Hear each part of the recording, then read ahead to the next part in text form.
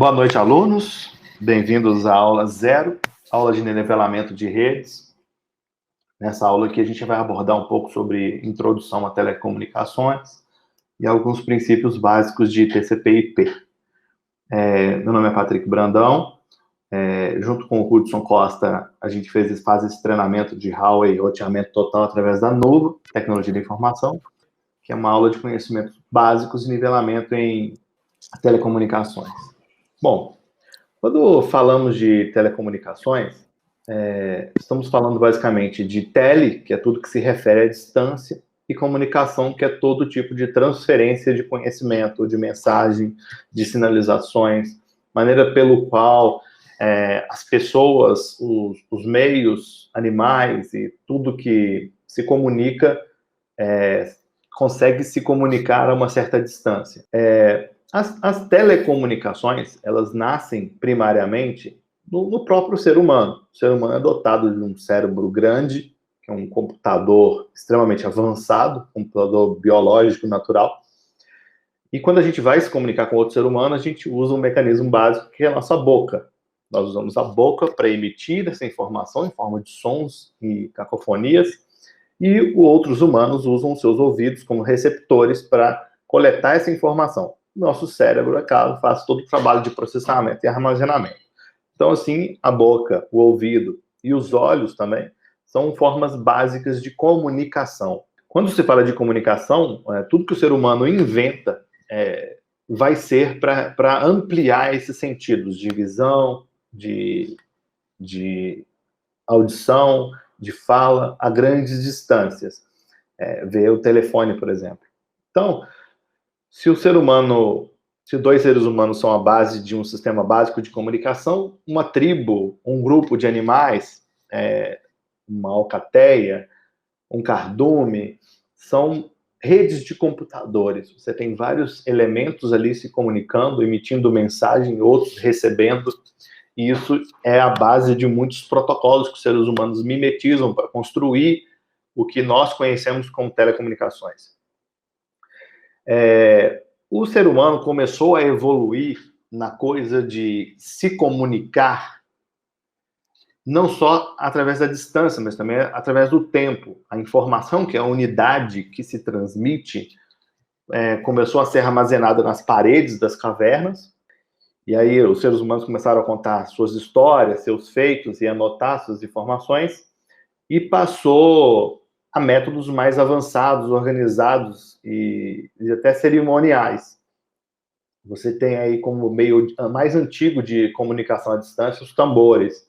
Então, as tribos usavam tambores para emitir mensagens de alerta, mensagens de ameaça e até mesmo sinais de sino, né? Convocando as pessoas, olha, vem comer, que a comida está pronta, bate-se no tambor.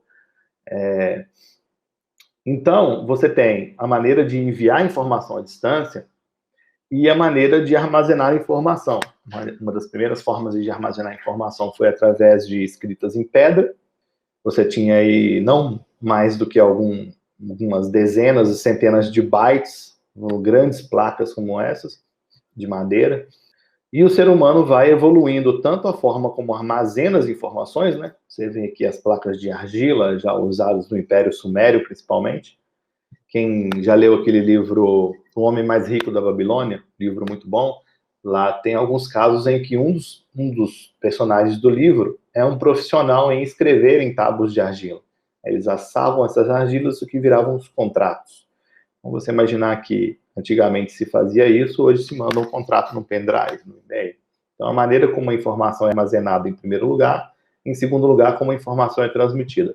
Vamos armazenando-se informações, por exemplo, em papiros, que foi uma grande revolução da informação. Você pode mandar essas mensagens por meio de cavaleiros, mensageiros. Tinha casos que se mandavam mensagens até por flecha. Você conseguia fazer uma mensagem atravessar 300 quilômetros em menos de uma hora. Amarrava-se a mensagem ali numa flecha, o flecheiro lançava longe, 500 metros. O cara pegava a flecha e atirava de novo. Não tinham casos aí que você tinha 1000 flecheiros em série para transmitir mensagens entre o centro de comando e a frente de batalha. Então, era uma forma de de telecomunicação. Muito Neandertal, mas tinha. O ser humano foi evoluindo nos seus métodos de telecomunicações para criar cada vez mais informação mais densa, né? Que aí surgiram os pergaminhos. Os chineses, então, inventaram o papel, permitiu ainda mais uma quantidade muito maior de informação armazenada, e essas mensagens sempre pegavam carona em algum método que já existia. Se você quisesse mandar uma carta para uma pessoa, para um reino, para uma cidade distante, você podia se valer do exército, de rotas mercantes, ou até mesmo de comerciantes que viajavam 2 ou 3 vezes por ano para uma determinada cidade, aproveitavam ali para tocar uma carta e mandar uma informação.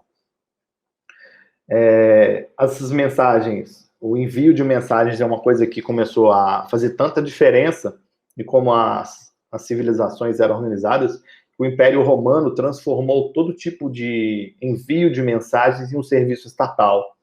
Eles criaram lá a primeira Anatel deles. Então você só poderia mandar uma carta se essa carta tivesse um selo, e o selo fosse o código da sua família ou o brasão da sua família. Se alguém tentasse mandar uma carta por algum meio que não fosse registrado, você estava conspirando ou tentando burlar o sistema estatal.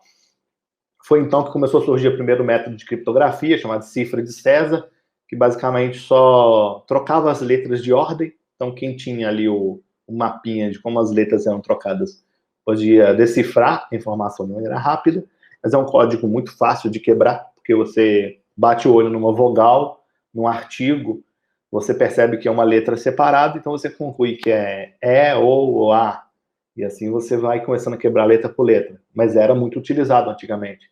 Então, estabeleceu-se 2 princípios aqui. Os seres humanos precisam se comunicar à distância, e essa comunicação é feita através do envio de informações. Só que havia um problema a ser resolvido. Como enviar uma mensagem urgente o mais rápido possível? Você conseguia aí mandar uma mensagem em 1 hora, 300 quilômetros.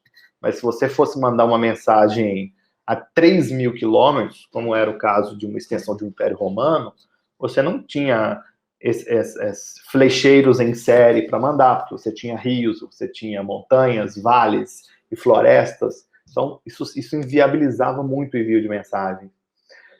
E os seres humanos começaram, é claro, a trabalhar em métodos para mandar mensagens cada vez mais distantes e rápido. Só que quanto mais rápido era o meio de comunicação, menor era a banda, a quantidade de informação que se enviava. Um dos métodos mais próximos do método novo, como o código Morse, foi o código de tochas nas muralhas. Então você colocava tochas, cada tocha representava um bit, em 1 ou em 0, né? E aí, se de um castelo eu quero mandar mensagem para um outro castelo, eu vou ali acendo as tochas na ordem e vou trocando as tochas. Tem um cara do outro lado lá olhando isso, anotando e replicando, e assim vai. Um desses métodos, inclusive, é demonstrado no filme do Senhor dos Anéis. Eles têm uma tocha lá que simboliza estamos sendo atacados. Na hora que o cara acende uma, a 5 quilômetros o cara acende outra, acende outra, acende outra, e aquela mensagem ali vai 1.000 quilômetros em menos de 1 minuto, se os caras lá que põem fogo na tocha forem rápidos. Mas você conseguia mandar um único bit. Se você fosse mandar vários bits, aí o negócio começava a ficar cada vez mais lento.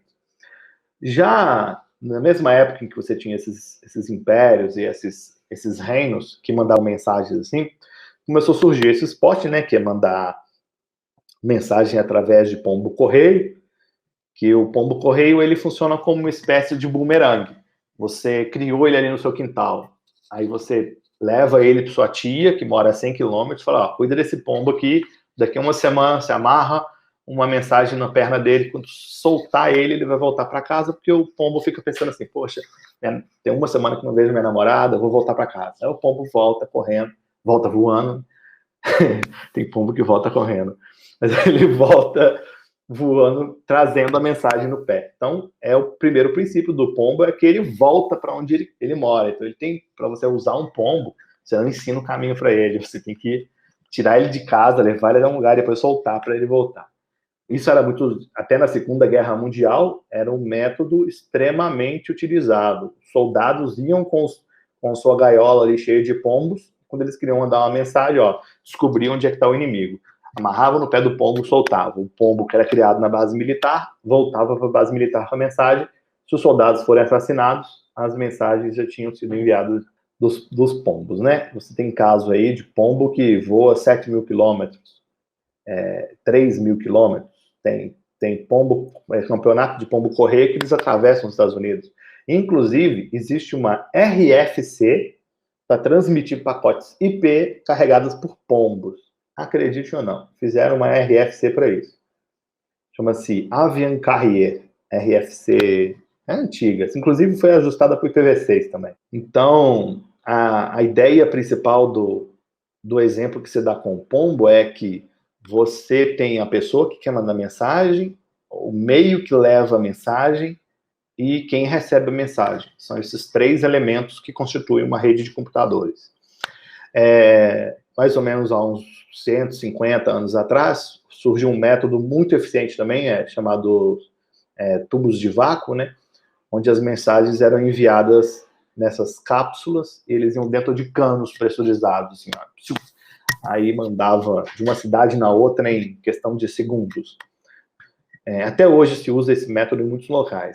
Chama-se tubos pneumáticos. Até aqui a gente já estabeleceu um princípio que é o envio de mensagens. Você tinha aí os operadores de tubos pneumáticos.